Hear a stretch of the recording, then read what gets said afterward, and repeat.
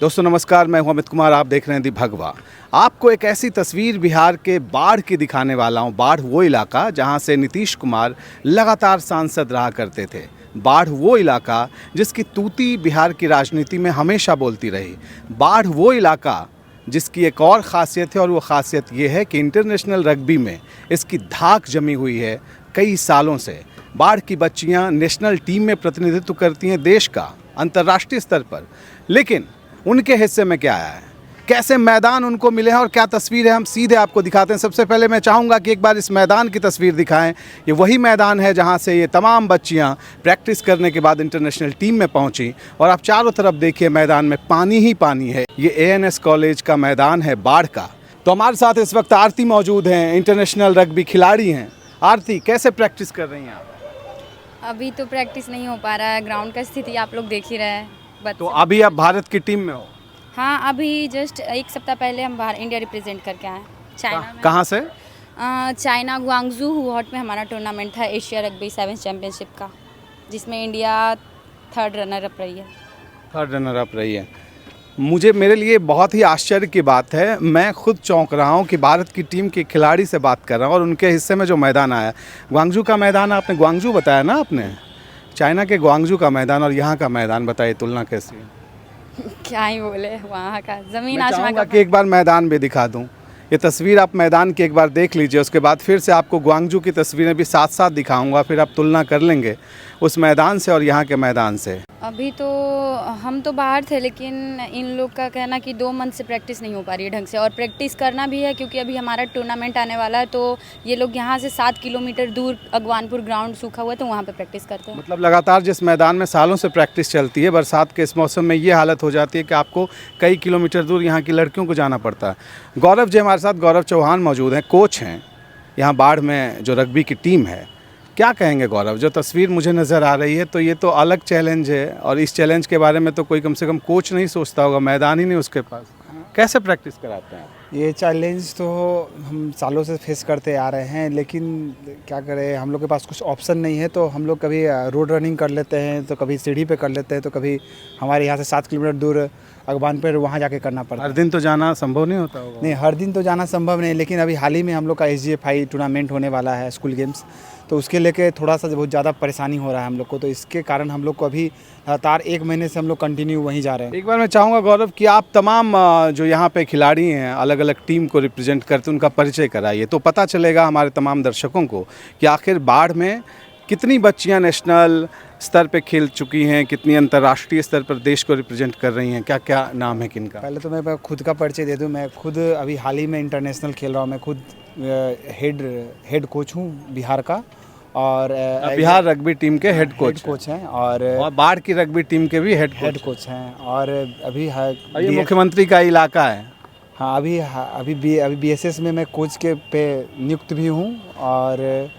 और खुद में अंडर 15 चैम्पियनशिप होता है इसमें, जिसमें 2 वर्ग होता है रग्बी में, जिसमें 7 साइड होता है और 15 साइड होता है। तो 15 साइड में मेरा खुद का इंटरनेशनल गोल्ड मेडल है, और मैं 2 इंटरनेशनल खेल चुका हूँ खुद। कहाँ खेला आपने? एक तो इंडिया में ही हुआ था, कोलकाता में, तो वो कोलकाता में खेले थे, और दूसरा हुआ था कतर में। तो कतर में हम लोग पार्टिसिपेशन किए, तो वहाँ पर हम लोग का 4था स्थान रहा था। रग्बी टीम में किस देश की दुनिया में धाक जमी हुई है इस वक्त? अभी तो न्यूजीलैंड। हाँ, न्यूजीलैंड हो गया, फिर 7th कैटेगरी में फिजी हो गया। हम कहाँ कितने नंबर पे हैं? हम लोग तो अभी तो हम लोग तो बहुत दूर हैं। अभी एशिया में ही हम लोग हैं जो 6-7वें स्थान पे हैं, मान लीजिए कैटेगरी में। और गर्ल्स कैटेगरी की बात करें तो ये 2-3 स्थान पे है। 2-3 स्थान पे एशिया में? मतलब चीन पहले नंबर पर है? कौन सा देश है पहले नंबर पर? अभी इस साल हाल में ही बिहार राजगीर में हुआ था ना इंटरनेशनल चैंपियनशिप, उसमें फर्स्ट चाइना रही थी, और सेकंड हांगकांग चाइना, और थर्ड इंडिया। अच्छा, पहला चाइना। देखिए, मैं बता दूं कि बिहार में राजगीर में पिछले दिनों जो टूर्नामेंट हुआ अंतर्राष्ट्रीय स्तर पर, उसमें जो रग्बी की टीम भारत की थी महिलाओं की ना, तो वो जो टीम थी उसमें चाइना पहले नंबर पर, हांगकांग, चाइना जिसे अपना दावा करता है हांगकांग पे, और तीसरे नंबर पर भारत की टीम। आप भी थी उसमें? हाँ, मैं उस टीम रिप्रेजेंट किया था आपने? जी हाँ। तो कोई पूछता नहीं है आपसे कि कैसे खेलती हैं आप? हाँ, पूछता है। तो फिर क्या दिखाती है तस्वीर?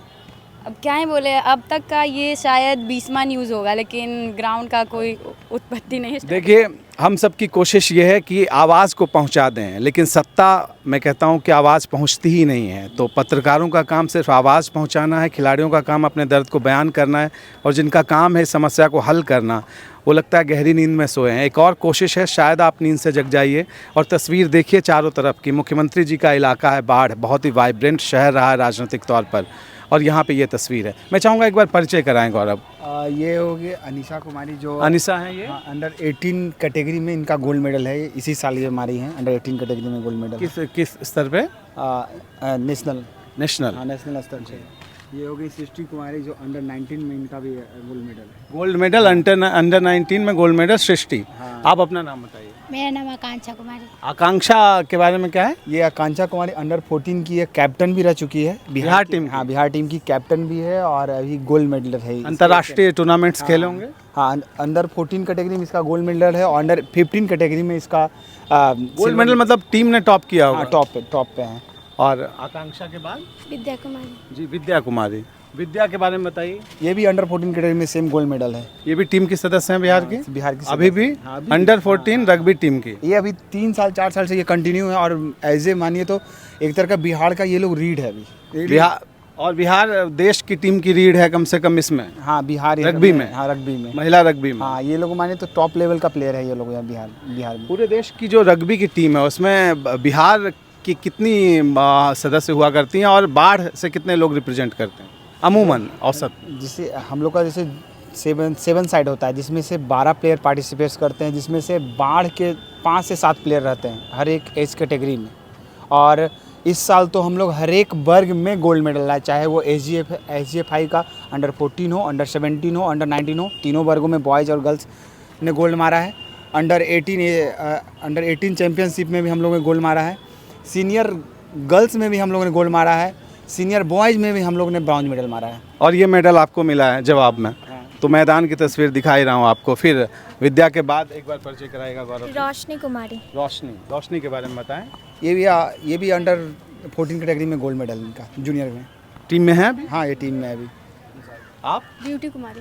ब्यूटी के बारे में बताएं। ये अंडर 18 कैटेगरी में मेरे ख्याल से स्वीटी की बहन है क्या? नहीं, स्वीटी की बात नहीं, बट ये अंडर 18 कैटेगरी में गोल्ड मेडल है, और अभी खेलो इंडिया जस्ट खेल के आए, उसमें भी इनका गोल्ड मेडल है। अच्छा, गोल्ड मेडल जीत के आए हैं आप? मेरा नाम जया कुमारी हुआ, मैं भी नेशनल प्लेयर हूँ। जया भी नेशनल हैं, आप बताओ। सलोनी कुमारी। एक बार सामने जी। सलोनी कुमारी। क्या अभी खेला है नेशनल इंटरनेशनल? 2 बार इंटरनेशनल खेल चुके, एशियन चैम्पियनशिप और नेशनल बहुत बार खेल चुके हैं। अभी किस टीम में हो? Under 18। Under 18 Bihar team? Under 18 international खेल के आए, 2 बार सीनियर भी खेल चुके हैं। हम दोनों साथ ग्वांगजू गए थे। ये आरती भी गई थी ग्वांगजू, और सलोनी भी गई थी ग्वांगजू, अभी खेल के आई हैं इंटरनेशनल। और यहाँ देखिए मैदान, मैं बार बार मैदान का जिक्र इसलिए कर रहा हूँ क्योंकि मेरा मकसद इस तस्वीर को दिखाने का है, और ये तस्वीर इतनी बदतरीन है कि आप सोच नहीं सकते हैं। और उन लोगों को शर्म आनी चाहिए जो यहाँ के विधायक हैं और यहाँ के सांसद हैं। शर्मनाक बात यह है, मेरा सवाल कोई राजनीतिक नहीं इन खिलाड़ियों के बीच और बच्चों के बीच से, मैं पूछना चाहता हूँ कि आप सब क्या करते हैं? बाकी जगहों से गोल्ड मेडल लाके बिहार को दिया जाता है, और आप बदले में सड़े हुए पानी वाला मैदान देते हैं इन खिलाड़ियों को। तो शर्म आनी चाहिए, शर्म है तो करनी चाहिए आपको। आप बताइए ना। मेरा नाम धानी कुमारी है। धानी, कहाँ अभी तक खेला, क्या क्या अनुभव है आपका? हम 2 बार नेशनल खेल चुके हैं, और एक 15 में और एक 14 में। Under 14 under 15? जी। आप? आरती? हम नेशनल तो बहुत मोहताज नहीं है। आरती के बारे में सबसे पहला परिचय था। तो कोशिश हमारी ये बताने की थी कि इन तमाम खिलाड़ियों में से आप सबको देखिए, आप भी बताओ एक बार। मेरा नाम सुमन कुमारी, हम अंडर 19 में गोल्ड मेडल है। अंडर 19 नेशनल में गोल्ड मेडल का मतलब है टीम टॉप पर रही। गौरव जी? बिल्कुल। आप? मेरा नाम तनिषा राज है, अंडर 17 की नेशनल प्लेयर है। अंडर 17 की नेशनल प्लेयर तनिषा राज, तनिषा ना? और आप? मेरा नाम सिमरन प्रवीण है, और हम अंडर 18 नेशनल में गोल्ड मेडलिस्ट है, और अभी हम इंडिया कैंप करके आए हैं। कैंप करके आओ, तो जो जहाँ पे कैंप करके आया, जो इंटरनेशनल खेलने जाते हो, तो फिर कैसे फिर मैनेज करते हो? यहाँ जो आपकी प्रैक्टिस इस मैदान में लगातार होती है, सीढ़ियों पे प्रैक्टिस कर रही हैं आजकल? हाँ, सीढ़ियों पे तो करते एक हैं और बार जिम करते सीढ़ियाँ हैं। मैं चाहता हूँ कि दिखाएं, और आप सोचिए कि इन सीढ़ियों पे प्रैक्टिस रग्बी की होगी। इन सीढ़ियों पर अगर रग्बी की प्रैक्टिस होगी तो हमारे बच्चे कहाँ तक खेल पाएंगे? सवाल उनकी जिम्मेदारी का नहीं है, वो तो इतनी जिम्मेदारी निभा रहे हैं कि आपके लिए मेडल ला रहे हैं, और हम आप क्या कर रहे हैं?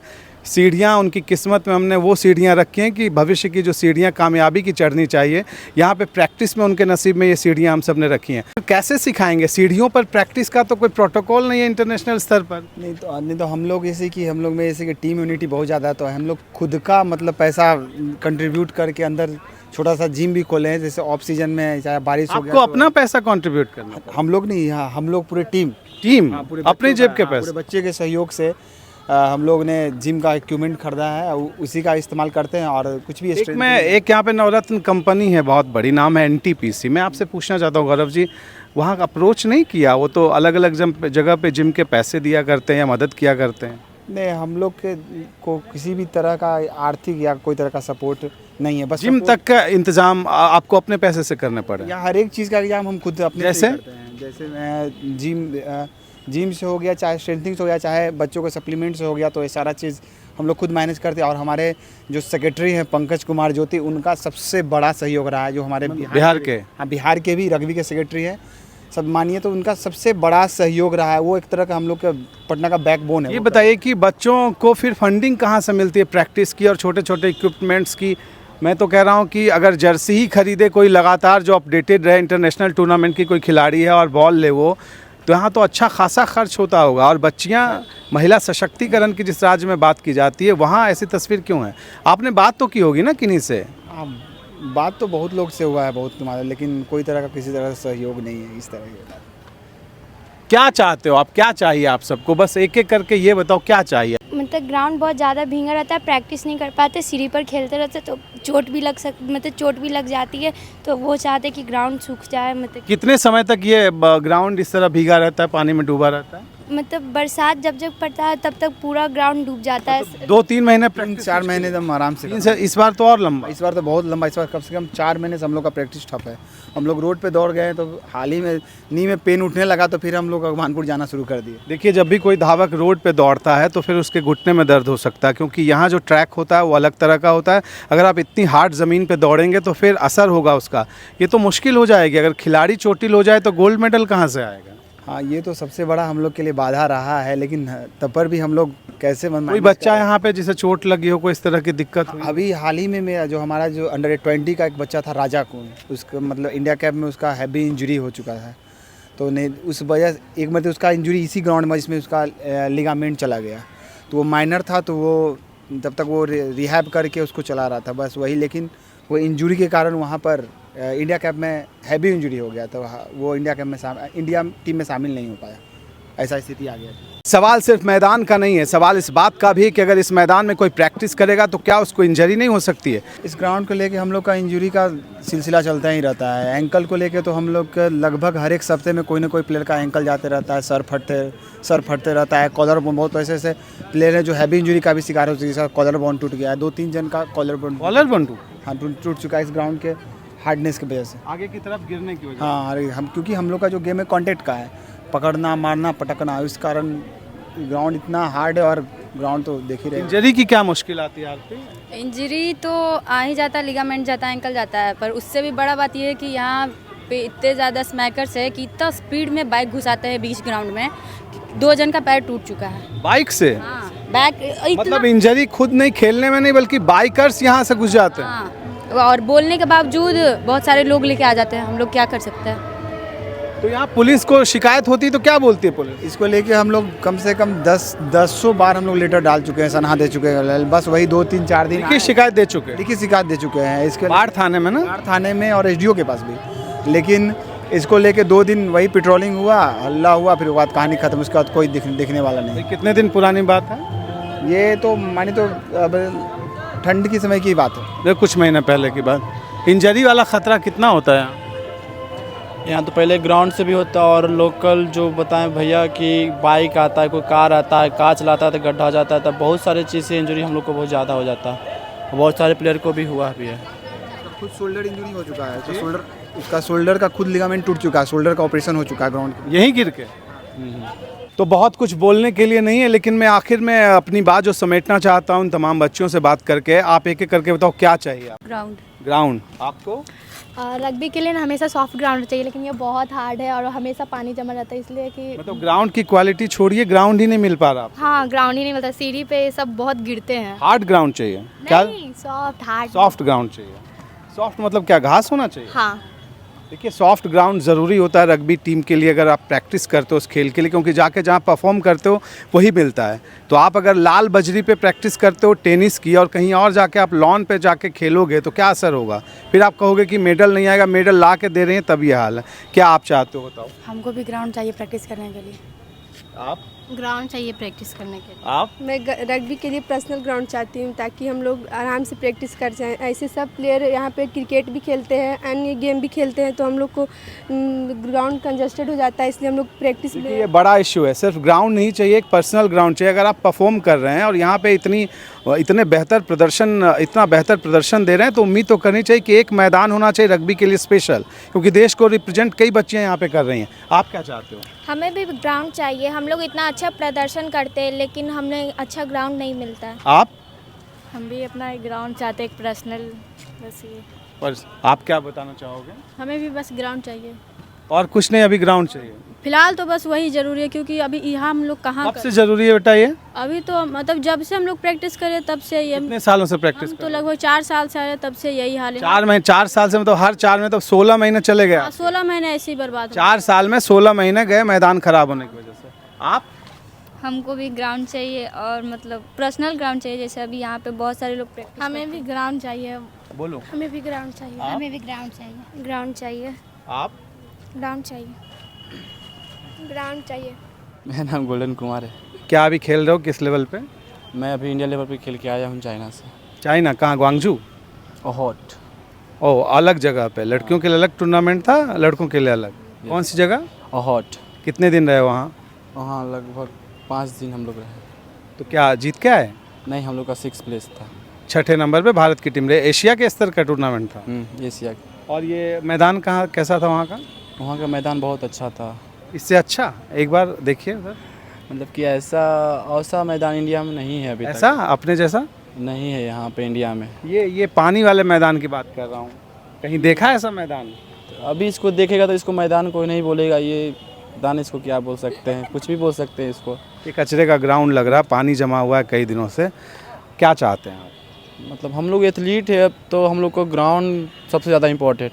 हम लोग के पास ग्राउंड रहेगा तो हम लोग को और बिहार को चाहे इंडिया लेवल पे अच्छा हम लोग कर सकते हैं।